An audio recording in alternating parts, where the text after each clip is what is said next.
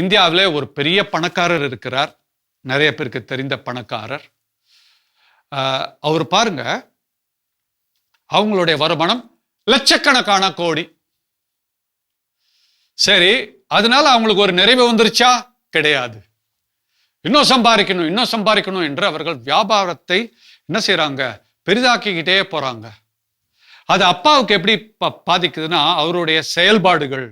அவர் பாருங்க, மிகப்பெரிய பணக்காரர்களில் ஒருவர். ஆனா அவர் நடந்து போனார்னா நமக்கு பார்க்கும்போது அவருடைய உடல் மொழி எப்படி தெரியுமா சொல்லும்? Body language. அவர்கிட்ட என்னமோ காசே இல்லாம பஞ்சத்தில் அடிபட்ட மாதிரி நடப்பார். அந்த அளவுக்கு அவருக்குள்ள ஒரு பய உணர்வு.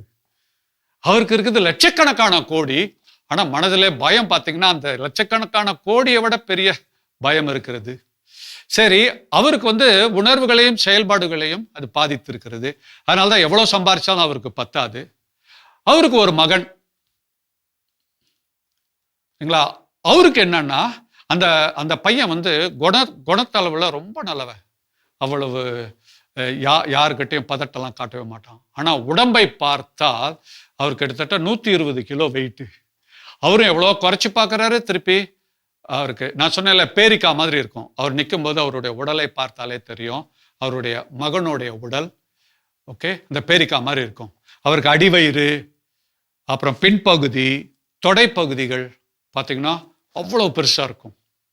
இதற்கு என்ன காரணம் என்றால், அவர்கள் குடும்பத்திலே மூதாதையர்கள் பட்ட கஷ்டம். அவங்க கிட்ட இருக்கிற அந்த பட்டினி, பஞ்சம், கஷ்டங்கள், இவையெல்லாம் என்ன தெரியுமா செய்யும்? நமக்கு தெரியும், மரபணுன்னு சொல்லுவாங்க, ஜெனட்டிக்ஸ். அதாவது பெற்றோருக்கும் முன்னோர்களுக்கும் இருக்கக்கூடிய நமக்கு தெரியும் உடல் கூறெல்லாம் என்ன ஆகுது? அப்படியே தொடர்ந்து மரபணு மூலமா வருது. மரபணு என்பது ஹார்ட்வேர். வெறும் அது மட்டும் தான் வருதான்னு கேட்டா இல்லை. நமது முன்னோர்களின் அனுபவங்கள் இருக்குது பார்த்தீங்களா, அது கூட அதை ஒட்டி கொள்ளும். இத ஆங்கிலத்துல எபிஜெனெட்டிக்ஸ் என்று சொல்வார்கள். அப்ப அவங்க என்னென்ன மாதிரி அனுபவங்கள் அவங்களுக்கு இருந்துச்சோ அதுவும் சேர்ந்து ஒட்டி கொள்ளும். அது ஒரு சாஃப்ட்வேர். அது என்ன பண்ணும்னா, ஒரு குழந்தைக்கு பிறக்கும் பொழுதே வந்துவிடும்.